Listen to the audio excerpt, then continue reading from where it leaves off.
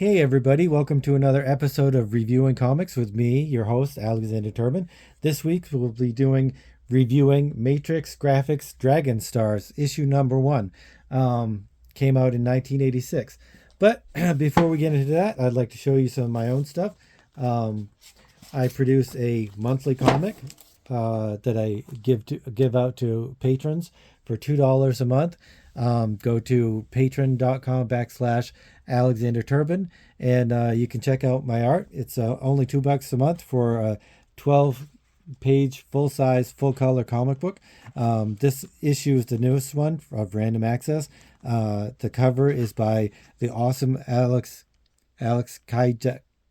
Daikaiju. Sorry. And you can contact him at Alex Daikaiju at Instagram. Like I said, it's full size, full color comic book, and I produce these monthly, and you can get them at Patreon, or you can check out my website, alexanderturbin.com, and that has all of the issues of Random Access, and it also has all kinds of my previously published work. But let's get on to Dragon Star.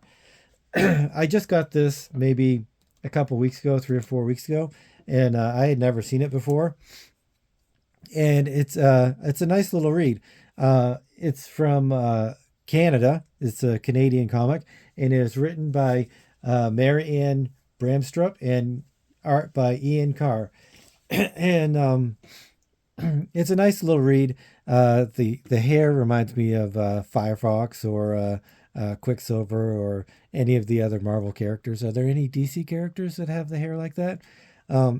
Anyway, he's let's go through the story first, and then we'll check back on the art and the writing, and I'll give my thoughts to that. Nice autographed and signed, and nice little note from the writer.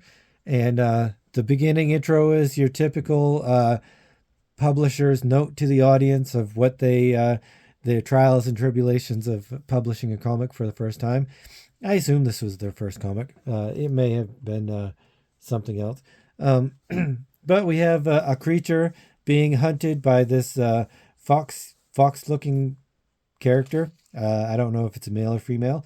But it goes into detail about the meat and how it's going to feed her clan and stuff like that. But really, it's a dream, and this other fox character is wakened from their slumber, and so it goes through, and the fox is actually out in space in a spaceship, and he's some sort of I don't know. He just like checks around the galaxy or whatever. And then it goes through this, and the ship is talking to him, and it's a cool little head. That's the AI of the spaceship, and it's telling them that they've come across a derelict ship, but it has its hyperdrives ready to spin up. But so they go and check it out, and they check out, and they find this spaceship. And then that doesn't say it's a prologue, but it sure looks to me like it's a prologue. So you have a whole new thing that has nothing to do with this. I guess it's some sort of prologue, like I said.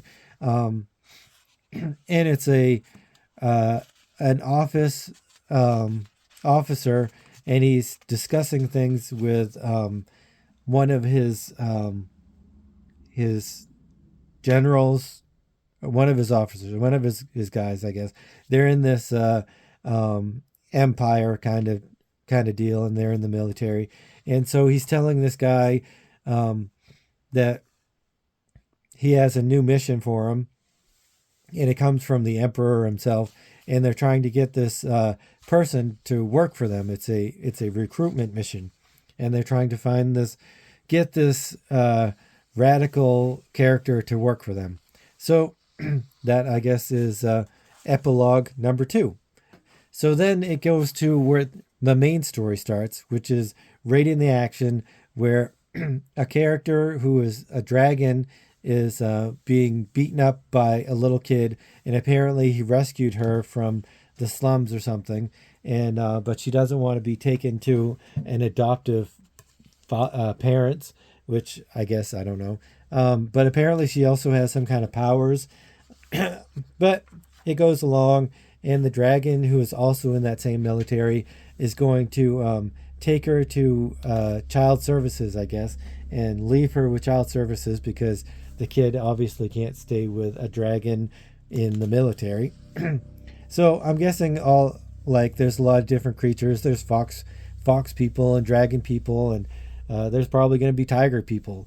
So it goes along, and he's bringing her to the adoption agency or whatever it is, and then he takes off, leaving her there.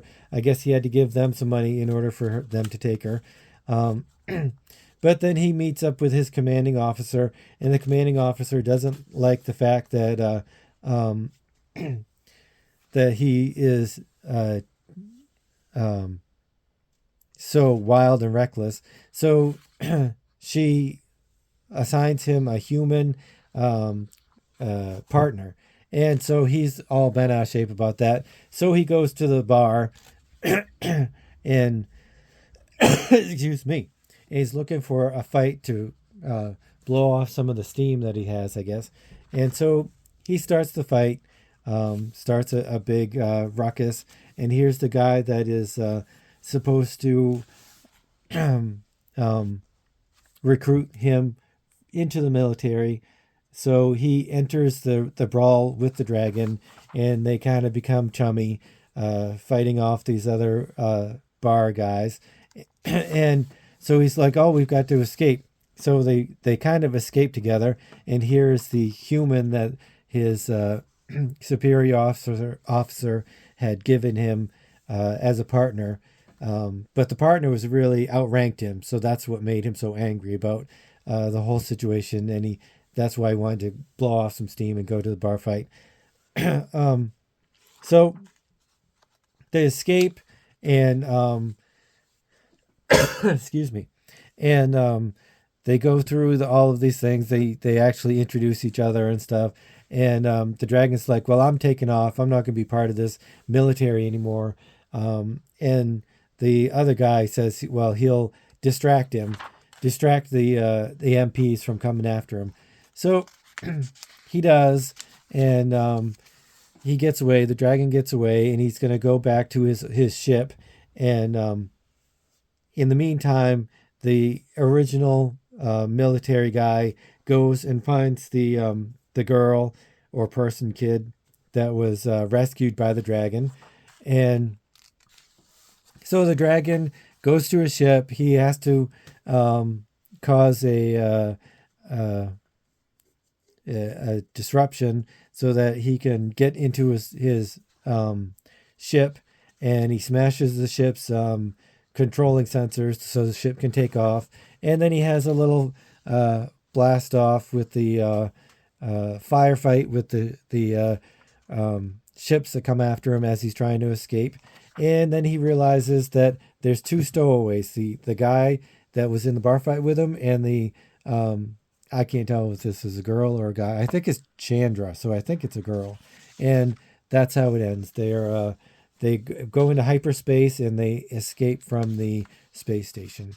And here's some pinups and some advertisements. The Jam, I remember reading the Jam, that came out from Kamiko. I don't know how you say it. But this, I guess, was the black and white version, and then it switched over to Kamiko. And here's a couple other advertisements for comics that they're doing. And here's actually Now, which became another comic book publisher. So they have some advertisements by other publishers in here, which is pretty cool, and some comic book stores. So as far as the writing is really pretty good. It's the problem is, the only problem I really had with this issue is that it introduces all of these characters very quick. It doesn't really introduce the characters. It more has them in action scenes, and they're just kind of thrust your way, which is it's kind of okay. This whole dream sequence, and then learning about the epilogues, I guess they don't really make a whole lot of sense, but that's perfectly okay because if you read on to the next issues, I'm assuming I haven't actually read the next issues. I'm assuming that the next issues will explain more of the characters and you'll get to know the characters. It's kind of like Game of Thrones. Game of Thrones was like that, where you were just thrown into this world and you had to actually, watch 2 or 3 or even more episodes in order to fully appreciate the characters, which that happens quite a bit nowadays with the storytelling in TV shows and stuff like that, where you have to learn about the characters before you get to like them. So, but the story is really pretty standard sci-fi epic stuff. It almost is the prequel is almost a portent of what's to come, I guess. And so the writing is really good. The dialogue flows very smoothly. I never had to go back and reread anything as far as the writing goes, and so everything was very smooth. I knew exactly what was going on when this happened. I love this page because it's these two panels and then like a big sprawling panel to kind of light up things up. The only thing that would have been better is if these two panels had been on the previous page down here, and then this was a full-size one-pager. The only real way to create surprise in comics is by showing something big on the next page, whether it's a death or something like that. But it's very difficult because you don't always know exactly how it's going to be printed out. So that's very difficult. But I kind of appreciate when things like that happen. This is second best, I guess. So yeah, the dialogue is really nice. The scripting is really good. It flows very well. It reads very well. It's a quick read. Even though there is a lot of dialogue, there's not a lot of exposition. Like you're not reading a lot of things that the characters are thinking or their backstory or stuff like that. It's almost all dialogue. So that makes it a quicker, more effective read, I believe. That's good, especially if you have a good artist that can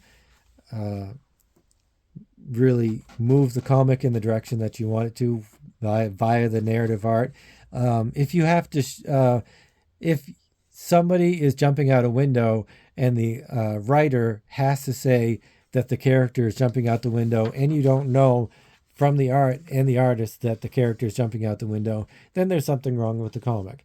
I think if you don't have to explain what's going on, then that's for the best.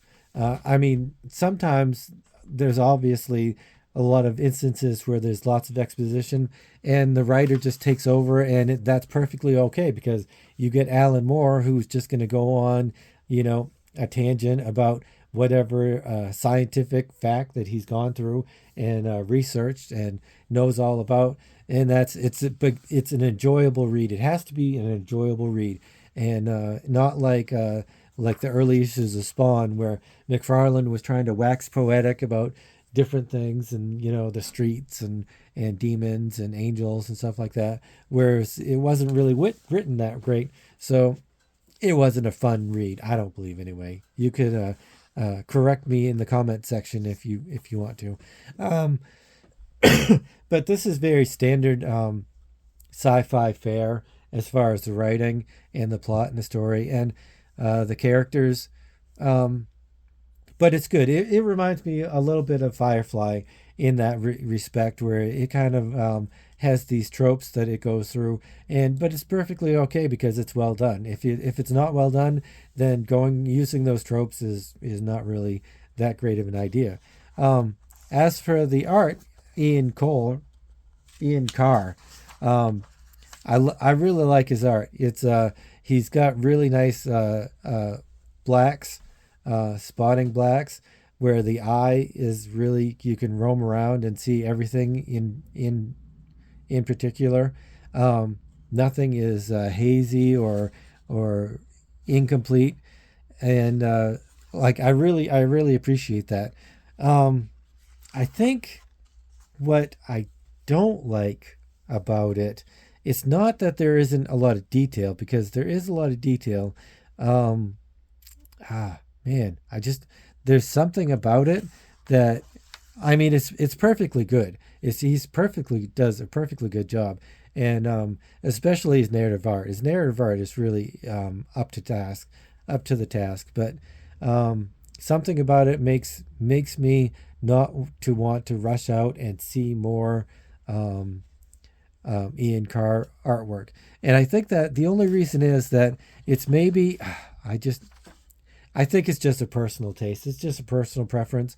The way that a line is drawn, a way a facial expression is, or you know, some art. It's you know, you have all of these things that you can attest to an artist and why you love him. Like I love Walt Simonson. He's my favorite artist because of his explosion of movement. Like everything on the page is movement and big and bold and beautiful. And but then you contrast to somebody like Charles Vess, who's very soft and supple and swaying and calm, and unless he wants to make it not calm. So it's who's to say why one artist catches your fancy more than another, because he is a perfectly great artist. I'm not going to say that that he's my favorite, but he's perfectly good. And I could, if somebody was like, oh, I really love his art, it's really great, I'd be like, that's cool, that makes sense. It totally makes sense, because he does have a lot of really great things about his art that I really appreciate, especially his narrative art. I mean, it is really spot on. It moves quickly. It's never you never don't know what's going on in the action. The action scenes are great. Like look at this, nice almost shadow and great word balloons and stuff. So, I mean, it's a really good read. I would say simply because the characters are not introduced in a way, excuse me, where you really attach to them right away. Um, it's not a bad thing, because it makes you want to buy the next one. If I knew this was coming out next month, I would want to get it. Yeah. Um, so I would say I would give this a solid 8. Yeah, because there's absolutely nothing wrong with it, and but there's something underlying that I can't really express into words why it's not a 10 for me. Um, maybe it's the tropes that it uses. Maybe it's the lack of attachment to the characters right away. Um, I don't know. I'll have to give that a little think, and let me know what you think in the comments and whatnot. So there we go. Dragon Star 1986 from Matrix Graphics. And if you like seeing this content, please consider subscribing and hitting the notification bell and all that cool stuff. And I will see you next week, hopefully. Thanks a lot for watching. See you.